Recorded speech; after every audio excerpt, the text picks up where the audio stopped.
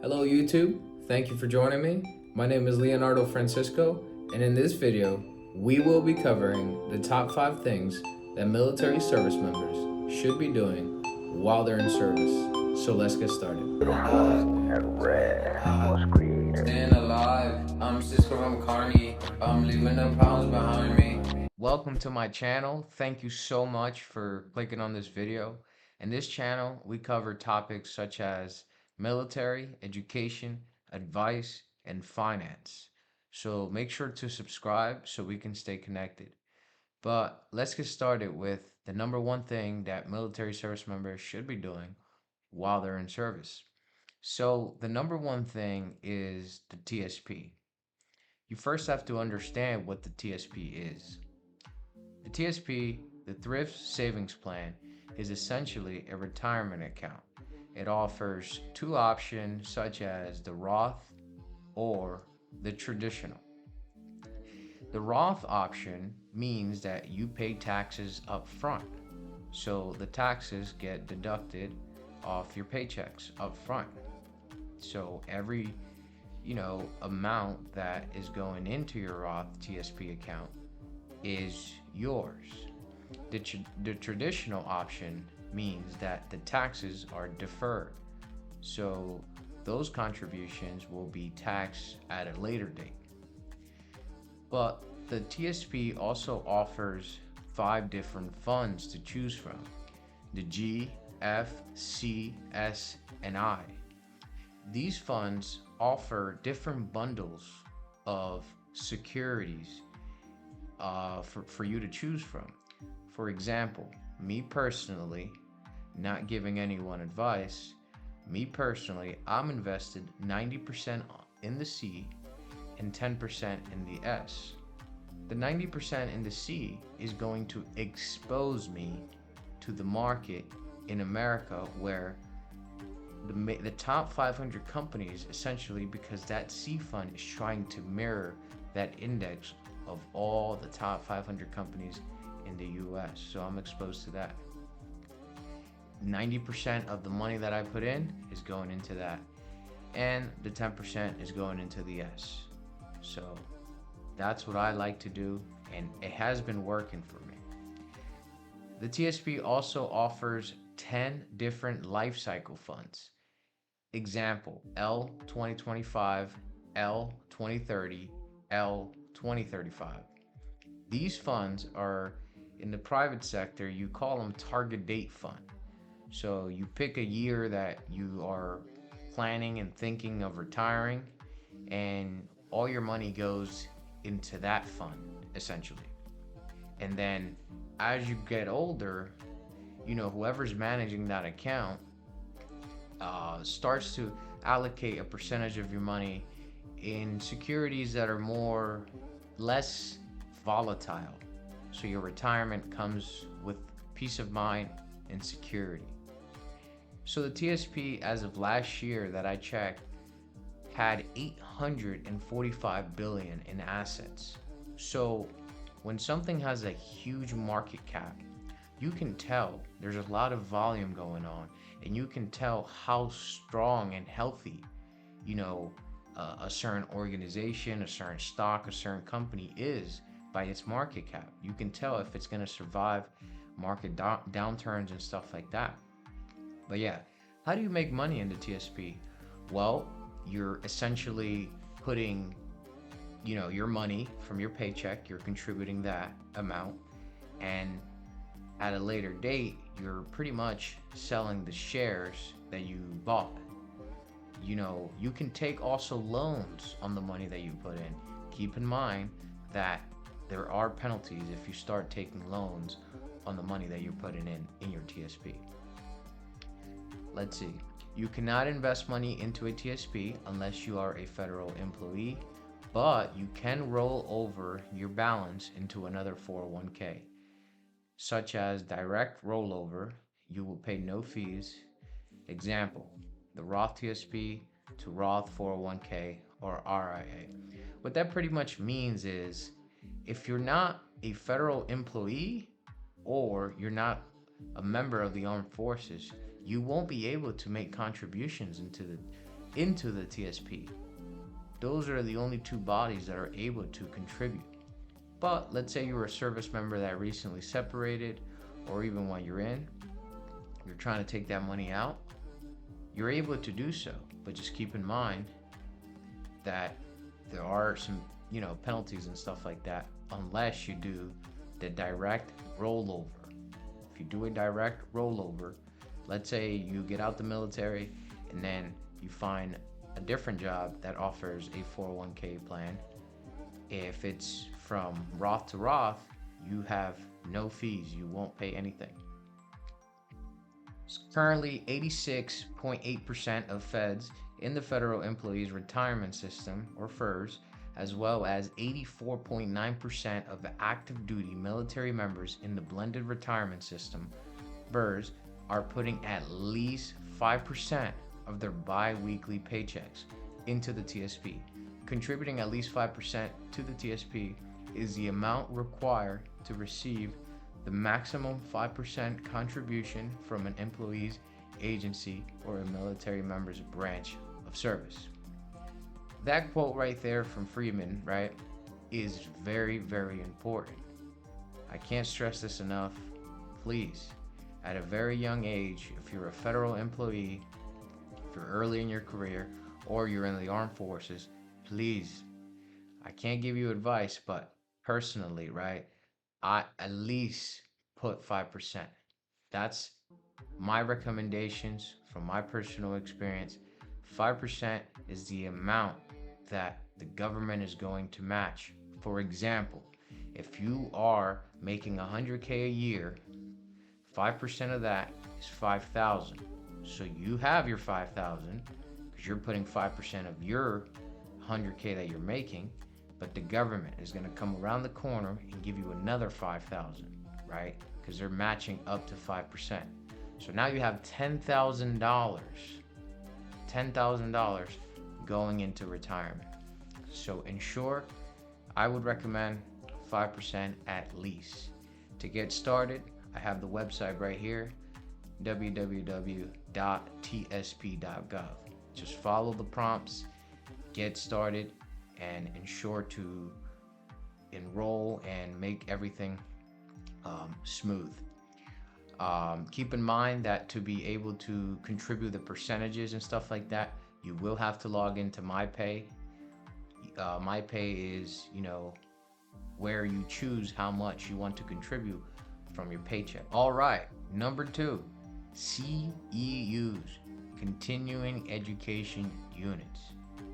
Guys, education is very, very important. I recommend every service member to make sure to take advantage of their tuition assistance. The policy just got updated. Now it's service members are entitled to $4,500 a year.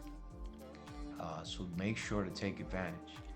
But tuition assistance is something that you can use if you're serving on active duty or if you're serving in the reserves or National Guard. Essentially, tuition assistance, right, they give you $4,500 for you to choose from or for you to use to be able to gain college semester hours, certificates, certifications, and licenses. Keep in mind, for credential assistance is only $2,000 per fiscal year for credentials. I would recommend everyone to check the new requirements because the policy just got updated recently. But let me give you an example. Using tuition assistance for college can earn you up to 18 college credits per year if the school charges $250 per semester hour. Example, personally me, I go to American Military University. So American Military University charges $250 if you're using tuition assistance to pay for your school. $250 per semester hour. So how do I did that math? You do $4,500, the amount you're entitled to, divided by the $250, that gives me 18 college credits per year if I'm going full time. So around 5.5 classes is full time. Also, keep in mind your JST transcripts are able to help you in certain colleges. Uh, but what I mean by that is that you can use certain educations that that you did in AIT and stuff like that to be able to transfer over to certain degrees. For me personally, JST transcript carried over 30 of my JST uh, credits were able to transfer in my current degree. I say take advantage of this because the 4,500 is a use or lose. You either use that money or is lost. Every single year you're going to have that. Make sure if you're on active duty to get in contact with your education department. Certain ones have it on base. If you're in the reserves, just find someone to help you that understands this stuff. I mean, you can enroll online yourself and stuff like that. But the reserves, certain reserve bases might not have an education department on site, so everything might be communicating electronically and virtual. But personally, me, I've used this benefit like madness. This year, I should be graduating, God willing, with a bachelor's in business project management, all paid for through tuition assistance. Last year, I got a certification to become a certified personal trainer through NASM. That course was $1,500, and credential assistance paid for everything. I left the formula here for anyone that's going to a school that charges greater than $250 per semester hour. So just go ahead and pause the video if you need to see the formula. If your school charges greater than $250, then the one you're going to, I know certain ones, match the tuition assistance rate, like American Military University, Grand Canyon. I know that university also matches as well. So take advantage of this benefit. Here we go. Number three, networking. Guys, it's important to network. We've all heard it. It's not what you know sometimes, it's who you know a lot of the times. So be actively engaged with others. We are social human beings. We are social creatures. We like to communicate. We like to exchange information. So make sure to network. Why is networking important? I'm glad you asked. It builds new connection. You learn new information, such as job opportunities, upcoming events in your community and stuff like that. And it gives you a future resource to use, to your advantage and stuff like that.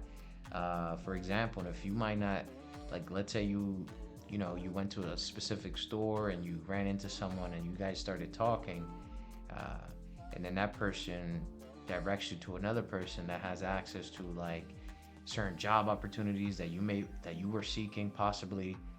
Those are life-changing tiny events. So that's how you network. But that's why I think it's very, very important for people to start doing that. What can you do? You can use social apps such as LinkedIn and Facebook. Also attend community events. You can also try to enroll in or sign up for a VSO, a veteran service organization, such as the VFW, the Texas Veterans Commission, Disabled American Veterans. Find different communities that share the same values and the same passion that you do, so you can be able to stay connected with others. So it might just help you. It might just change your life. You never know. Networking is very, very important. For active duty service members, within your last 6 months of you leaving the service, I recommend highly to enroll in the it's a transitioning program through the USO. Go to your USO on base. They should have a transitioning coordinator, and they are able to hook you up with 3 Coursera certificates, add them into your USO account, but also give you a link to sign up for LinkedIn Premium for a year. LinkedIn Premium gives you access to being able to talk to certain people, message certain people. There's the benefits. You guys can look them up. But yeah, LinkedIn is like your virtual resume essentially. So it's great for networking. You can find jobs, you can find people, you can find resources. So these are the things that you need to be doing while you're in and throughout your whole life, because you never know who you might need to be able to help you. And it's a it's an avenue that goes both ways. Like another person might need your help, because you possess certain skills that they don't have. And not only are you helping their life, but you're doing a well-being in the world. So yeah, like I mentioned, attend social gatherings, job fairs, unit gatherings, local events, and lastly, attend the veterans organizations events. The VA website. If you go to the VA website and you type in events, you're able to see different events that are for free for veterans and stuff like that. So I highly recommend stay engaged with others. Moving on to number 4. If you haven't been paying attention, ensure to pay attention to this slide. Medical attention is critical.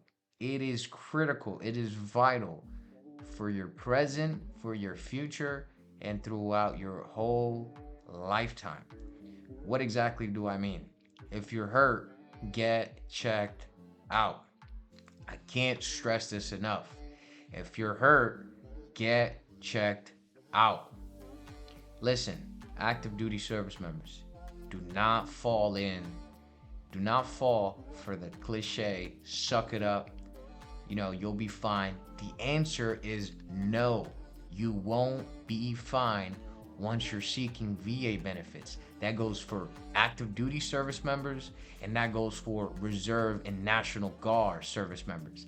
Make sure to get your medical documentation, because when you're trying to seek VA benefits, which keep in mind, they're life-changing benefits, not just for you, but for your family. So make sure to get checked out if you're hurt, regardless of what leadership you're under. Because once you start transitioning out the military, you're no longer a, military service member in a sense. You're now a veteran, right? So you will be seen different. You will be seen different. And now, I'm not saying the military won't care for you, but it's different. It's a lot different. That transition period is different. Things won't be the same. You won't have to wake up in the morning and stuff like that at 5:30 in the morning, go ahead and do PT. No. So you are now caring for yourself. You don't have someone on top of you telling you what to do and stuff like that. But make sure to get checked out. Active duty service member have it super easy, because if they schedule an appointment with their primary care, all those notes go into MHS Genesis. So everything that they're telling their providers, it's uploaded into Genesis. So that's stored in the cloud. So once they're out, all their STRs, service treatment records, are pretty much easy to grab into a PDF format. Now, Reserves and National Guard is a bit different, because systems don't match. Army Reserves and regular Army, those systems don't talk to each other. So for Reserves members, if you get hurt on a drill weekend or an annual training event, make sure to get an LOD. LOD is a line of duty. For my Army folks, I left the regulation there. Army Regulation 600-8-4, line of duty, policy, procedures, and investigation. This piece of paper right here pretty much states that either an illness or injury or an event happened while you were serving in the line of duty and you got hurt. For example, if you went in a weekend and you were helping your sergeant lift up, let's say a metal bar and into a connex or something like that, and that metal bar landed in your left foot, and now your left foot is bleeding or something because the metal bar literally just landed on you for some reason. Now you need some kind of proof if you want to get compensated through the VA for that. It happened when you were serving our country, so make sure you get your documentation, your line of duty. Other branches, just such as the Air Force, Marine, and stuff like that, their reserve components, I don't know what their version of the form is, but for the Army is DA Form 2173 or Statement of Medical Examination and Duty Status. That form does need to be signed by your commander, so keep that in mind. I also maintain records of medical documentation such as LODs, profiles, lab, and procedures. Those are things you're going to need. That typically mainly applies more to reserves and National Guard because, like I said, when you're on active duty, most of your medical records are stored in the cloud. Yes, so MHS Genesis information just updates when you're on active duty and you're seen by different military providers. Again, guys, this one is very, very important. It hits me personally because service members get out and they don't get compensated as they should. So if you have any more questions on, medical attention and stuff like that, I left the resource up there. You can go to tricare.mil and, check out what they have to offer. But again, don't fall for the overused cliche, suck it up, you'll be fine. The answer is no. When you're going for BA benefits, you won't be fine. So make sure to get that medical attention. And lastly, number 5, make decisions and take on responsibilities. Taking on responsibilities will allow you to develop and increase your resume in terms of skills, in terms of, giving it structure and stuff like that. What are some of the things you can do? If you're in the reserves, you can volunteer on Title 10 orders. Being on those orders, you're essentially on active duty, so you're now entitled to certain benefits that you weren't entitled to before if you didn't go on those orders. Regardless of where you're at, ask your leadership for extra duties, such as the training room clerk, leading PRT, teaching classes to peers, and cross-training on different MOSs. Teaching classes, keep it or not, takes a lot. It takes a lot of courage. You have to give the class some structure, you have to get up there, you have to have the confidence, and you have to understand and learn and know what you're speaking of. So these are the things that are just going to help you when you go for an interview for a certain job and when you have to present a certain topic, let's say at a manager role that you eventually get. So it's going to develop you as a person, professionally and personally. So make sure to take on responsibilities and make decisions. Take college classes, take college courses, go for certifications. That's a topic that we discussed earlier. Personally, I've already gotten a personal training certification. In the future, I will be chasing my project PMP, so project management certification. So that's going to help me understand overall the basics and a little more complex of how project management is supposed to work and all types of industries and stuff like that. And go for that next rank. More pay, higher expectation, more responsibilities. If you're that E4 that's just sitting in the back and stuff like that, seeing other people promote, go for that next rank. Go for that next rank. Like, do the work. It's gonna help you. It's gonna challenge you in a sense because now you have to perform at a different level. There's different expectation from leadership. Just go for it. Here I have a quote from my favorite author and just motivational speaker in general. If you really want to do something, you'll find a way. If you don't, you'll find an excuse. And I just wanted to end the video with some resources over here for veterans. So make sure to take advantage of these resources over here. Career training by D. Agnello Institute for Veterans and Military Families. Essentially, O2O Onward Opportunity. It's a free career training program that provides professional certification and employee support services to transitioning service members, veterans, and military spouses. Hiring our heroes is something else that you guys can sign up. Vet to PM, PMP, the camp, PMI, Scrum certification. So vets to PM, pretty much organization out there helping veterans achieve certification and stuff like that. So check them out. Also, Veteran Readiness and Employment, Chapter 31. Keep in mind, you have to be 10% service connected and you do have to be approved So the 10% makes you eligible, and you have to be approved by a counselor stating that whatever service connected disability is preventing you from being able to get gainfully employed. Um, Also, Workforce Solution Borderplex. I think that's only in Texas. So, for my Texas veterans out there, make sure to hit up your Workforce Solutions Borderplex and see if they can assist you with job fairs, resume building, and stuff like that. Military ACT Now Education, committed to providing opportunities and support for active duty personnel, veterans, reservists, the National Guard, military spouses, dependents. And abilityjobs.com helps businesses, government, and nonprofits connect with talented job seekers. So these are the resources that I have for you guys. Thank you for watching. Thank you for clicking on this video. Make sure to like, subscribe, and until the next one. Thank you.